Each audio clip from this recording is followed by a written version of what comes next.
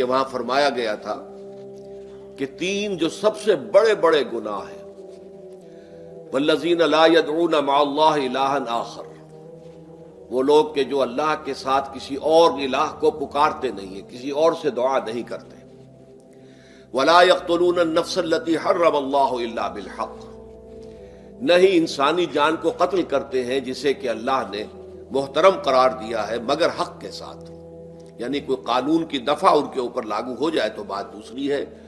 قتل عمد کے قصاص میں قتل ہوگا، یا یہ کہ زنا اگر شادی شدہ مرد یا عورت کرتے ہیں تو ان کی سزا جو ہے وہ رجم ہے، جو قتل کی ایک بہت ہی شدید شکل ہے، یا مرتد کی سزا قتل ہے، اور یا پھر یہ ہے کہ کافر کو قتل کیا جا سکتا ہے جو حربی ہو، جس کے ساتھ جو جنگ ہے وہ ڈکلیئرڈ ہو۔ ان چار صورتوں کے علاوہ کسی انسان کو کسی حالت میں کسی جذبے کے تحت قتل کرنا جائز نہیں ہے، حرام ہے، حرام مطلق ہے۔ یہ ہمارے ہاں جو وہ عزت کے نام پر آنر کلنگز جو ہو رہی ہوتی ہیں، یہ سب کے سب جو ہے جرم ہے اسلام کی نگاہ میں۔ کسی کو یہ حق حاصل نہیں ہے کہ اس طرح سے اپنے ہاتھ میں قانون کو لے لے۔ لیکن اس کے بعد فرمایا تھا کہ جو لوگ یہ کام کرتے ہیں تو پھر یہ ہے کہ یلقا اساما، وہ اس کی پاداش بھگت کر رہیں گے۔ یضاعف لہ العذاب یوم القیامہ، ان کے لیے قیامت کے دن عذاب دگنا کر دیا جائے گا، بڑھا دیا جائے گا۔ وَيَخْلُدْ فِيهِ مُهَانًا، اور وہ رہیں گے اس میں ہمیشہ ہمیش نہایت ذلت کے ساتھ، رسوا ہو کر۔ إِلَّا مَن تَابَ وَآمَنَ وَعَمِلَ عَمَلًا صَالِحًا، اس میں استثناء ہے کہ جو توبہ کرے اور تجدید ایمان کرے یا ایمان لائے۔ اگر پہلے کافر تھا تو ایمان لائے گا، اور اگر پہلے مسلمان تھا لیکن یہ کہ یہ گناہ سرزد اس سے ہوا تو گویا کہ ایک طرح کے کفر میں وہ داخل ہو گیا تھا، ایمان حقیقی سے محروم ہو گیا تھا، تو گویا کہ تجدید ایمان کرے۔ الا من تاب وآمن وعمل عملا صالحا، اور پھر اس کا عمل تبدیل ہو جائے، عمل درست ہو جائے، غلط کام کو فی الواقع چھوڑ دے۔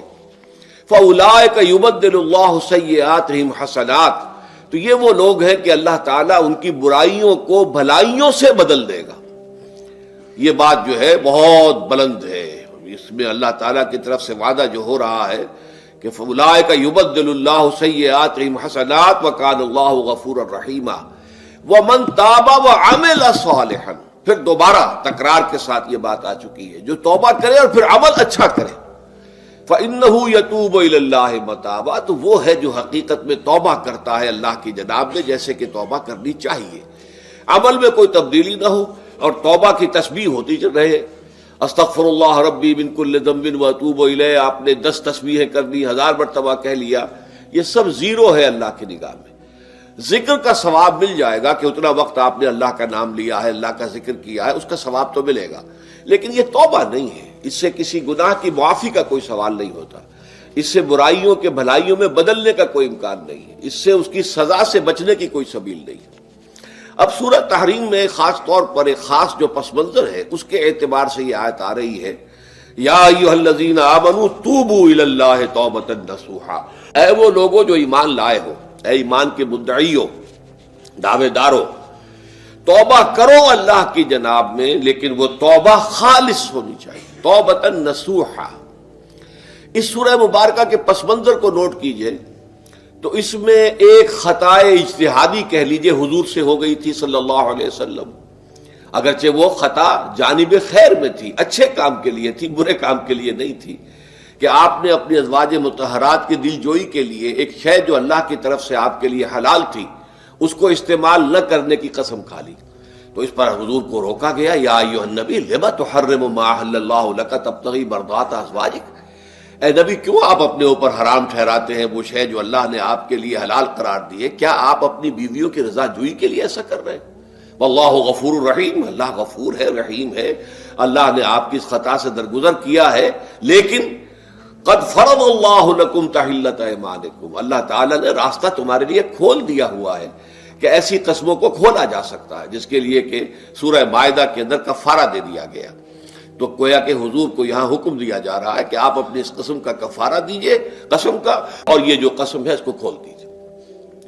نمبر 2 پہ پھر 2 ازواج مطہرات کا معاملہ آیا کہ حضور نے ایک راز کی بات کہی ایک زوجہ محترمہ سے، لیکن انہوں نے وہ راز جو ہے وہ دوسری زوجہ محترمہ کو پہنچا دیا جن میں زیادہ آپس میں قریبی تعلق تھا.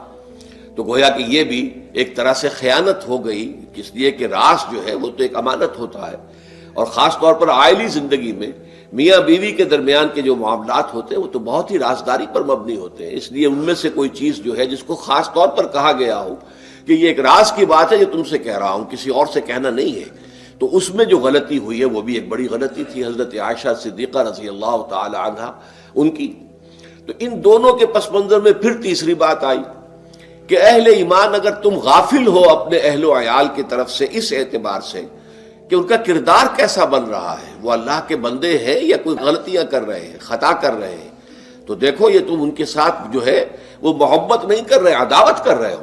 اس لیے کہ تمہاری اس نرمی، تمہاری اس شفقت اور ان محبت کے اندر اس درجے بڑھ جانا کہ اس میں اللہ تعالیٰ کے جو حرام کردہ امور ہیں ان میں بھی تم ملوث ہو جاؤ، تو یہ گویا کہ در حقیقت تم اپنے آپ سے بھی دشمنی کر رہے ہو اور ان سے بھی دشمنی کر رہے ہو.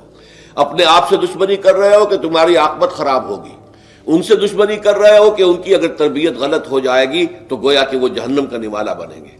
اب اس تین چیزوں کے پس منظر میں فرمایا جا رہا ہے یا ایھا الذین آمنوا توبوا الی اللہ توبۃ نصوحا، اے ایمان والو، اے ایمان کے دعوے دارو، اللہ کے جناب میں توبہ کرو، لیکن توبہ خالص نصوحا. پہلی بات تو یہ جانیے، میں نے بھی یقیناً پہلے بھی عرض کیا ہوگا لیکن دہرانے میں کوئی حرج نہیں ہے، عربی زبان میں یہ دو الفاظ بہت قریب ہیں، آبا یعوب اوبن اور تابا یتوب توبن یا توبتن. آبا یعوب اوبن بھی ہوتا ہے واپس لوٹنا، لیکن یہ ہے کسی یعنی مادی چیز کی طرف سے واپس لوٹنا. ایک ہے تابا یتوب توبن یا توبتن، وہ کسی فعل سے، معنوی چیز سے پلٹ آنا، لوٹ آنا. چنانچہ ایک بڑی پیاری جو دعا حضور صلی اللہ علیہ وسلم مانگا کرتے تھے، آپ کی مصنون دعاؤں میں سے ہے، جب آپ سفر پر گئے واپس گھر آئے تو گھر میں داخل ہوتے ہوئے آئبونا تائبونا لربنا حامدون، ہم پلٹ کر آ گئے ہیں سفر سے، وطن سے میں پہنچ گئے ہیں، گھر میں داخل ہو رہے ہیں، اور ہم اس حال میں بھی اپنے رب کی جناب میں توبہ بھی کر رہے ہیں، رجوع کر رہے ہیں اللہ کی جناب میں، اور اپنے رب کی حمد کرتے ہوئے داخل ہو رہے ہیں. آئبونا تائبونا لربنا حامدون. اسی طرح آپ بازار جائیں، اس کے بعد اپنے گھر میں داخل ہو تو یہ دعا پڑھیں، تو یہ گویا یہ بہت ہی ایک یوں سمجھیے مبارک، بہت سی اس کے اندر برکات ہوں گی. تو اس میں بھی لفظ آبا یعوب اوبن، تابا یتوب توبن، یہ دونوں کے بہت قریب آ گئے، آئبونا تائبونا لربنا حامدون. توبو الی اللہ، اب الہ کو نوٹ کیجئے، یہ توبہ کا لفظ بھی بہت سے ایسے الفاظ میں سے عربی زبان کے، جیسا کہ اس سے پہلے ہم دیکھ چکے ہیں کہ ایک لفظ ہے رغبہ، رغبہ رغبت جسے اردو میں ہم بولتے ہیں. رغبہ الہ ہوگا تو کسی شے کی طرف رجحان ہونا، اس کی طلب پیدا ہو جانا، اس کی خواہش پیدا ہو جانا. اور رغبہ عن ہوگا تو کسی چیز سے متنفر ہو جانا، دور ہٹ جانا، دور چلے جانا. ورب ایک ہی ہے، پریپوزیشن کی چینج سے بالکل برعکس نتیجہ نکل آیا. ومن رغب عن سنتی فلیس منی، جسے میری سنت پسند نہیں ہے، جو اس سے ہٹتا ہے، پیچھے ہٹتا ہے، اس کو ترک کرتا ہے، اس کا مجھ سے کوئی تعلق نہیں. اسی طرح مالا یمیل و میلن، مالا الہ کسی شے کی طرف مائل ہونا، مالا عن اس شے سے ہٹ جانا، پیچھے ہٹ جانا، نفرت ہو جانا. اسی میں وہ لفظ تھا سا، فقط سقط قلوبکما، تمہارے دل جو ہے وہ تو مائل ہو ہی گئے ہیں. سغا بھی الہ ہوگا تو اس کے معنی کسی شے کی طرف مائل ہو جانا، عن ہوگا تو کسی شے سے متنفر ہو جانا. تو وہاں میں عرض کر چکا تھا لقد سقط قلوبکما، تو اے نبی کی دونوں بیویوں، تمہارے دل تو یقیناً اللہ کی طرف مائل ہو چکے ہیں، توبہ کی طرف مائل ہو چکے ہیں، لیکن زبان سے یہ کہتے ہوئے کہ حضور معاف کر دیجئے غلطی ہو گئی، یہ اس میں ذرا حجاب آ رہا ہے. ظاہر بات ہے شوہر اور بیوی کے درمیان جس طرح کا تعلق ہوتا ہے تو اس میں یہ کہ بسا اوقات اپنی غلطی کو واضح الفاظ میں تسلیم کرنے میں کچھ ہچکچاہٹ سی ہوتی ہے. تو وہ ایک کیفیت تھی کہ تمہارا دل تو مائل ہو چکا ہے، لیکن یہ کہ تم ذرا زبان سے بھی کہو، اقرار کرو. اسی طریقے سے یہ لفظ توبہ ہے، توبہ الہ ہے کسی کی جناب میں توبہ کرنا. جب اللہ تعالیٰ کی طرف توبہ کا لفظ آئے گا تو توبو الی اللہ توبۃ نصوحا، اللہ کی جناب میں توبہ کرو. اور جب اللہ تعالیٰ توبہ کرتا ہے، یہ لفظ جو ہے دو طرف استعمال ہوتا ہے، تواب بندہ بھی ہے، تواب اللہ بھی ہے. اللہ تواب ہے، بہت توبہ کا قبول کرنے والا، بندہ تواب ہے، بہت زیادہ توبہ کرنے والا۔ وہ حدیث میں آپ کو سنا چکا ہوں، کل بنی آدم خطاؤون وخیر الخطائین التوابون، تمام بنی آدم نہایت خطا کار ہیں، گناہ گار ہیں، غلطیاں ہوتی ہیں، خطائیں ہوتی ہیں، لیکن ان خطا کاروں میں بہتر لوگ وہ ہیں جو بہت توبہ کرنے والے، رجوع کرتے ہیں، پلٹتے ہیں، ان میں پشیمانی پیدا ہو جاتی ہے اور وہ اللہ تعالیٰ کی جناب میں رجوع کرتے ہیں، تو وہ تواب ہیں، بہت زیادہ توبہ کرنے والے۔ لیکن اللہ کی جناب میں توبہ جب بندہ کرتا ہے تو وہ الہ آئے گا، تابہ الہ، اس نے توبہ کی اللہ کی جناب میں۔ اللہ توبہ کرتا ہے یعنی اللہ تعالیٰ جو ہے اپنی نظر شفقت اور نظر رحمت جو پھیر دی تھی اس نے کہ ایک بندے نے گناہ کیا ہے، میرے حکم کی جو ہے خلاف ورزی کی ہے، معصیت کا ارتکاب کیا ہے، تو اللہ تعالیٰ اپنی رحمت اور شفقت کی نگاہ اس سے ہٹا لیتا ہے۔ لیکن جب بندہ توبہ کرتا ہے تو پھر اللہ تعالیٰ بھی رجوع فرماتا ہے اور اپنی شفقت اور رحمت اور مغفرت کے ساتھ بندے کی جانب متوجہ ہو جاتا ہے۔ لیکن وہاں تابہ اعلیٰ آئے گا، تب علینا، اے پروردگار ہماری توبہ کو قبول فرما، وہ الہ کے ساتھ آئے گا۔ ہم جب توبہ کریں گے تو وہ الہ کے ساتھ آئے گا۔ تو یہاں فرمایا توبو الی اللہ، اللہ کی جناب میں توبہ کرو، پلٹو، رجوع کرو، اور توبۃ نصوحا، خالص توبہ۔ اس کی جو وضاحت تھوڑی سی میں ابھی کر چکا ہوں کہ خالص توبہ سے مراد کیا ہے۔ یہ نہیں کہ بس توبہ کی ورد ہو رہا ہے اور توبہ جو ہے وہ اس کے کلمات زبان سے ادا کیے جا رہے ہیں۔ بعض لوگ ہیں وہ جو آیت کریمہ ہے اس کا 1.25 لاکھ کا ہو رہا ہے، ورد ہو رہا ہے، کتنا ہو رہا ہے، اس کی تسبیح پڑھ رہے، اس سے کچھ نہیں ہوتا جب تک کہ دل کے اندر گناہ سے نفرت پیدا نہ ہو جائے، حقیقی پشیمانی نہ ہو کہ یہ مجھ سے بہت غلط حرکت سرزد ہوتی رہی ہے، پختہ ارادہ نہ ہو کہ آئندہ یہ کام نہیں کروں گا یا کروں گی، اور یہ کہ بالفعل بھی اس کام کو چھوڑ دیں۔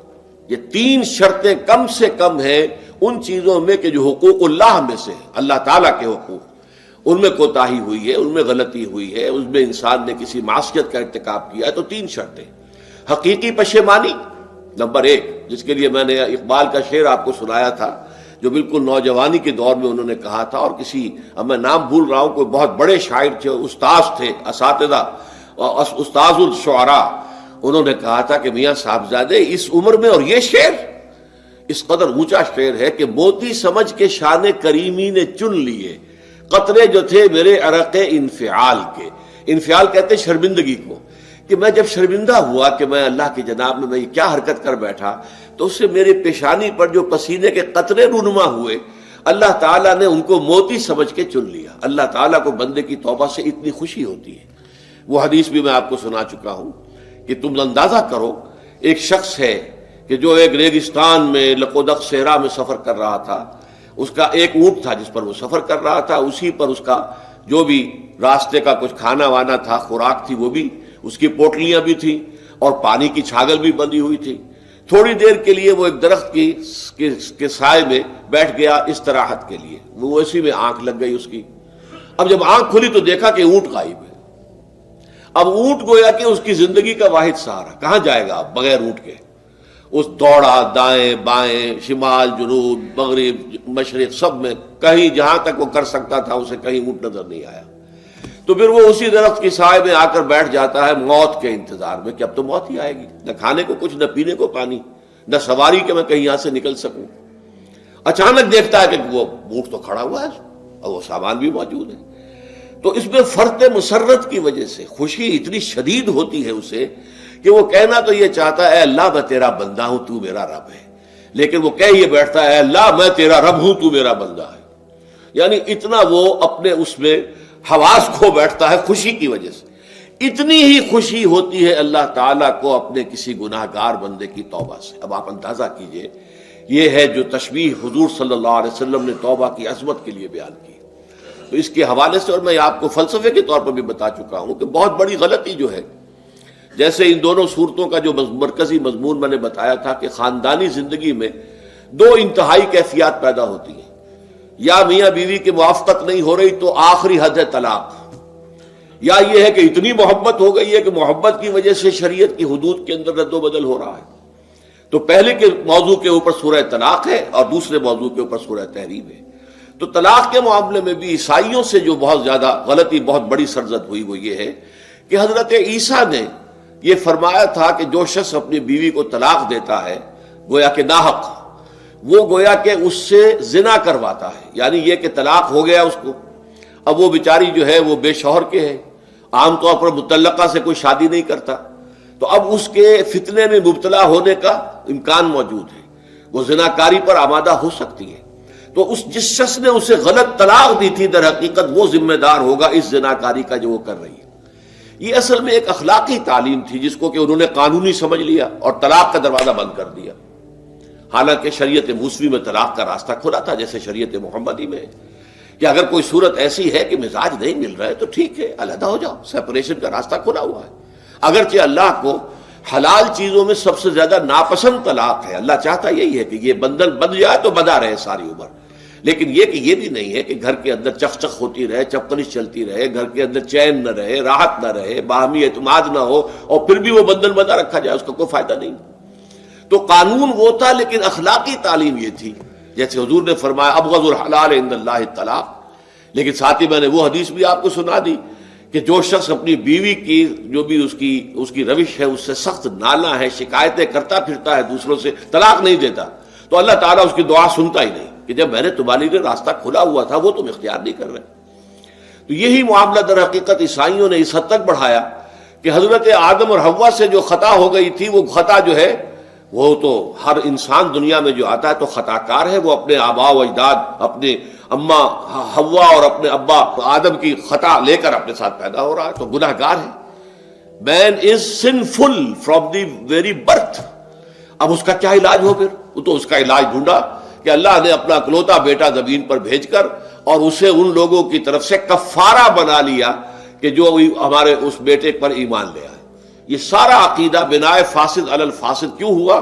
کہ توبہ کے بارے میں تصور ان کا غلط ہو گیا۔ اللہ قرآن مجید نے واضح کیا کہ غلطی تو ہوئی تھی حضرت آدم و حوا سے، شیطان کے بہکانے میں آ گئے تھے، لیکن یہ کہ پھر انہوں نے توبہ کی، اللہ نے تاب علیہ، اللہ نے اس کی توبہ قبول فرما لی۔ فتلقى آدم من ربہ کلمات فتاب علیہ، تو آدم نے اپنے رب سے کچھ کلمات سیکھ لیے، پشیمانی تو ہو گئی تھی، شرمندگی ہو گئی تھی، لیکن الفاظ نہیں مل رہے تھے، کن الفاظ میں اللہ کی جناب میں توبہ کروں۔ اللہ کی کمال شفقت کے اللہ نے وہ الفاظ بھی انہیں تلقین کر دیے جو سورہ اعراف کے اندر بیان ہوئے ہیں، ربنا ظلمنا انفسنا وان لم تغفر لنا وترحمنا لنکونن من الخاسرین، اللہ نے توبہ قبول فرما لی، فتاب علیہ۔ اب جو بچہ پیدا ہو رہا ہے نسل آدم کا، وہ کوئی اپنے جد امجد جو ہے حضرت آدم اور حضرت حوا کے گناہ کی پوٹ لے کر نہیں آتا ہے، وہ تو کل مولود یولد علی الفطرہ، فطرت الاسلام پہ پیدا ہوتا ہے۔ تو توبہ کی در حقیقت جو عظمت اور حقیقت ہے ہمارے دین میں، اس کو نہ سمجھنے سے بھی بہت بڑی غلطیاں لوگوں سے ہو جاتی ہے، اور تاریخ انسانی میں اتنی بڑی بڑی غلطیاں ہوئی ہیں۔ طلاق کے معاملے میں بھی عیسائیوں نے پھر یہ کیا کہ سوائے اس کے کوئی شکل نہیں ہے کہ بیوی زناکار ہو تو پھر تو طلاق ہو جائے گی، سیپریشن ہو جائے گی، لہذا جو طلاق دینا چاہتے تھے وہ ایسے مواقع پیدا کرتے تھے کہ بیوی زنا کرے، یا یہ کہ جھوٹی گواہیاں فراہم کرتے تھے زناکاری کی اور پھر اس سے چھٹکارا حاصل کرتے تھے۔ اس کے بغیر چھٹکارا حاصل کرنے کی کوئی شکل نہیں تھی۔ اس پر بڑے بڑے افسانے جو ہیں وہ مغربی لٹریچر کے اندر آپ کو ملیں گے کہ عورت سے نجات پانے کے لیے انہیں پھر یہ کرنا پڑتا تھا کہ جھوٹے طور پر جھوٹا الزام تہمت لگا کر اس کے اوپر زنا کا الزام ثابت کرے، یا یہ ہے کہ اسے واقعتاً خود ایسے حالات میں ڈال دے کہ وہ زانیہ بن جائے اور پھر اس سے نجات حاصل۔ یہ گویا کہ پھر وہی بنائے فاسد علی الفاسد، ایک غلط بات کے اوپر دوسری غلط بات کا۔ تو توبوا الی اللہ توبۃ نصوحا، توبہ کرو اللہ کی جناب میں جو کہ خالص توبہ ہو۔ خالص توبہ میں 3 شرائط میں نے بیان کر دی کہ اگر اللہ کے حقوق میں معاملے میں کبھی بیشی ہوئی ہے تو پھر یہ ہے کہ پشیمانی حقیقی، عزم مصمم دوبارہ نہیں کروں گا نہ کروں گی، اور نمبر 3 یہ کہ ایک مرتبہ اس گناہ کو لازماً چھوڑ دینا۔ اس کے بعد جو ہے اگر یہ حقوق العباد میں سے ہے تو ایک چوتھی اضافی شرط ہے، یا تو اس کی تلافی کرو، اس کا پیسہ مارا تھا تو پیسہ دو، بہن کا حق جو ہے وراثت میں کھایا تھا تو اس کو ادا کرو، یا اس سے معافی حاصل کرو، یا پھر ایک شکل ہو سکتی ہے کہ اگر وہ فوت بھی ہو گیا ہے، اب کوئی شکل نہیں ہے، اس کی طرف سے صدقہ و خیرات کرتے رہو، اللہ یہ میں کر رہا ہوں اس کے حساب میں اس کو جمع کر دے، اور میری جو کوتاہی تھی اس کو معاف فرما دے، اس کو جو ہے وہ ڈیبٹ کریڈٹ ہو جائے گا، ورنہ پھر آخرت میں یہ ہوگا کہ آپ کی نیکیاں اس کے حوالے کی جائیں گی۔ یا آپ کے پاس نیکیوں کا ذخیرہ بھی کافی نہ ہوا تو اس کے گناہ آپ کے پلڑے میں ڈال دیے جائیں گے. اور اسی کو حضور نے فرمایا کہ میری امت کا اصل مفلس وہ ہے. آپ نے پوچھا اتدرون من المفلس، آپ لوگ جانتے ہیں کہ مفلس کون ہوتا ہے؟ تو صحابہ نے وہی جواب دیا جو ہم میں سے ہر شخص جواب دے گا، المفلس عندنا من لا درہم لہ ولا دینار. ہمارے نزدیک ہم مفلس اس کو کہتے ہیں جس کے پاس درہم و دینار نہیں ہے، روپیہ پیسہ نہیں ہے. حضور نے فرمایا نہیں، میری امت کا مفلس وہ ہوگا جو قیامت کے دن حاضر ہوگا، بہت سی نمازوں کی وہ پنڈ لے کر آئے گا، وہ گٹھڑی لے کر آئے گا، گٹھڑا لے کر آئے گا، اور روزوں کا اور اس کا اور حجوں کا اور عمروں کا، لیکن وقد شتم ھذا واکل مال ھذا، اس نے مال کھایا تھا فلاں کا حرام طریقے سے، فلاں کو گالی دیتی تھی، فلاں پر تہمت لگائی تھی، حقوق العباد کے اندر جو ہے اس کی عزت پر حملہ کیا تھا. وہ سارے مدعی جمع ہو جائیں گے. اللہ تعالیٰ کسی سے کہے گا بھائی تم اس کی نمازیں لے جاؤ، کسی سے کہے گا اس کے روزے لے جاؤ، اچھا تم لو حج لے جاؤ، اس کے عمرے لے جاؤ، اور اس کے بعد بھی مدعی باقی ہوں گے. تو اب مدعیوں کے گناہ اس کے پلڑے میں ڈالے جائیں گے، اور پھر وہ دوسروں کے گناہوں کے بوجھ تلے دب کر جہنم میں جھونک دیا جائے گا. تو یہ حقوق العباد کے اندر معاملہ اس سے بھی کہیں زیادہ سخت ہے کہ جو حقوق اللہ کا ہے. اللہ تو بڑا غفور ہے، رحیم ہے، اس کے اندر وہ رعایت بھی کرے گا، لیکن حقوق العباد کا معاملہ اللہ کہہ دے گا یہ میرا معاملہ ہے ہی نہیں، یہ تمہارا آپس کا معاملہ ہے، تمہیں اس میں تو جو بھی ہے لین دین کر کے ہی معاملہ چکانا ہوگا، دے دے کر معاملہ ہوگا، اس کے بغیر نہیں. تو توبوا الی اللہ توبۃ نصوحا عسى ربکم ان یکفر عنکم سیئاتکم. عین ممکن ہے، عسى اصل میں امید دلانے کے لیے ہوتا ہے، شاید کہ ایسا ہو جائے، لیکن جب اللہ کی طرف سے یہ لفظ آتا ہے تو یہ یقینی معنی، یقینی وعدے، اللہ کا وعدہ ہے. اگر تم یہ توبہ نصوح کرو گے تو اللہ کا وعدہ ہے تم سے کہ وہ تم سے تمہاری برائیوں کو دور کر دے گا. یہ تکفیر کے لفظ کو بھی سمجھ لیجئے. کفر کا اصل معنی ہے چھپا دینا، دبا دینا. اسی لیے گناہ کا کفارہ ہوتا ہے. آپ سے گناہ ہو گیا، آپ نے کفارہ دے دیا تو گناہ چھپ گیا، دب گیا، اس کے اثرات زائل ہو گئے، وہ آپ کے نامہ اعمال سے اس کو ختم کر دیا جائے گا. یہ ہے کفارہ، کفارہ. کفار جمع ہے کافر کی. کافر جو ہے وہ حق کو چھپاتا ہے، اللہ کی دعوت جو دی جا رہی ہے اس کو دباتا ہے، تو اس معنی میں وہ کافر ہے، انکار کرتا ہے. لیکن یہ کہ ایک کفران نعمت ہے، کسی نے آپ پر احسان کیا ہے اور آپ اس کا احسان نہیں مان رہے، آپ کے لیے دل میں اس کے لیے کوئی احسان بندی کے جذبات پیدا نہیں ہوئے، تشکر کا جذبہ پیدا نہیں، یہ کفران نعمت ہے. تو تکفیر اس کو بھی کہتے ہیں، تکفیر اسے بھی کہتے ہیں مسلمان امت میں سے کسی کو نکال دینا، اس لیے کہ وہ بنیادی عقائد میں علیحدہ ہو گیا ہے. تو یہ پرجنگ ہے، یہ بھی تکفیر ہے. تو تکفیر اعمال کیا ہے کہ برے اعمال کو دھو دے گا تمہارے نامہ اعمال سے، اور نمبر 2 تمہارے دامن کردار سے بھی دھو دے گا. جو غلطیاں تمہارے اوپر چلی آ رہی تھی، اتنے عرصے تک تم کرتے رہے ہو، تمہارا کردار جو ہے اس سے مقدر ہو گیا ہے، اس کے اندر جو ہے خرابی پیدا ہو گئی ہے، تو اللہ اس کو بھی دھو دے گا. تو دنیا میں بھی تکفیر کا اثر ہوگا کہ انسان کی اصلاح ہو جائے گی، اس کی سیرت و کردار جو ہے صحیح رخ پر آ جائیں گے. اور آخرت میں یہ ہے کہ اس کا جو اعمال نامے میں جو گناہ درج تھا وہ وہاں سے صاف کر دیا جائے گا، محو کر دیا جائے گا. یہ تکفیر 2 گناہ ہے. اور اس میں جو ہم سورہ الفرقان میں پڑھ کر آئے ہیں وہ اس سے بھی اگلی بات ہے. اولئک یبدل اللہ سیئاتہم حسنات. جہاں گناہ کا اندراج تھا وہاں اب نیکی کا اندراج ہو جائے گا. تمہاری سیرت و کردار میں جو گناہ کا پہلو تھا وہ اب نیکی کے پہلو میں بدل جائے گا. یہ تکفیر گویا کہ دنیا میں بھی اور آخرت میں بھی. عسیٰ ربکم، امید ہے اور اللہ کا وعدہ ہے کہ وہ تم سے تمہاری برائیوں کو دور کر دے گا. مطلب یہ کون انسان ہے جو برائی سے بالکل پاک ہے؟ کل بنی آدم خطاؤن وخیر الخطائین التوابون. توبہ کرو، توبہ نصوح کرو، اللہ تعالیٰ دھو دے گا. تمہارے دامن کردار سے بھی داغ اور دھبے صاف کر دے گا اور تمہارے اعمال نامے سے بھی. وَيُدْخِلَكُمْ جَنَّاتٍ تَجْرِي مِن تَحْتِهَا الْأَنْهَارُ، اور تمہیں داخل کرے گا ان باغات میں جن کے نیچے یا جن کے دامن میں ندیاں بہتی ہوں گی. یوم لا یخزی اللہ النبی والذین آمنوا معہ، وہ دن کہ جس دن اللہ رسوا نہیں کرے گا نہ نبی کو اور نہ ان کو جو ان کے ساتھ ایمان لائے. ان کے ساتھ ایمان لانے، ظاہر بات ہے انبیاء کے رسوا ہونے کا تو کوئی سوال ہی نہیں. یہاں اس کا ذکر جو ہے وہ تو صرف بطور تذکرہ کر دیا گیا، ورنہ اصل کیا ہے جو نبی کے ساتھ ایمان لائے. اور نبی کے ساتھ ایمان لانے والوں میں درجہ اول کے لوگ وہ ہیں جو صحابہ کرام ہیں، جو حضور کے زمانے میں تھے، حضور کے ساتھ دیا انہوں نے اپنے جان و مال سے حضور کے مشن کو تقویت پہنچائی.